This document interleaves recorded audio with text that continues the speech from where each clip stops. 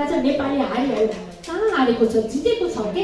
36 घण्टामा परिवर्तन ल्याएको छ नि, यी हाम्रा भाइ बहिनीहरूले ल्याएको परिवर्तन हो कि, साथ सबैको छ होइन।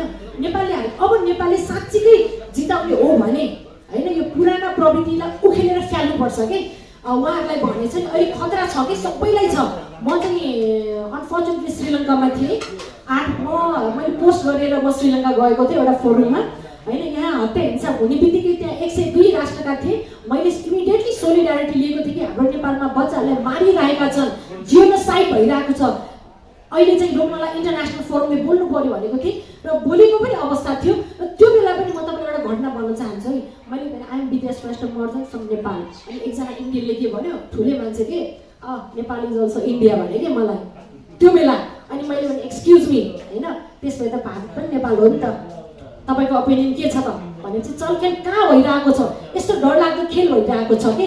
अब खतरा भनेको हाम्रो जेजी भाइ बहिनीहरूलाई जति फेसहरू देखिरहनु भएको छ नि, अहिले उहाँले मजाले बोलिरहनु भएको छ। तर उहाँलाई अपराधीकरण गर्नेवाला छ है यो मुद्दा हार्यो भने। त्यसैले उहाँहरूको सेक्युरिटी जिम्मा तपाईँ हामी सबै नागरिकको, सबै नेपालीले लिनुपर्छ यो जिम्मा। म चाहिँ लिन चाहिँ तयार छु है। ठिक छ।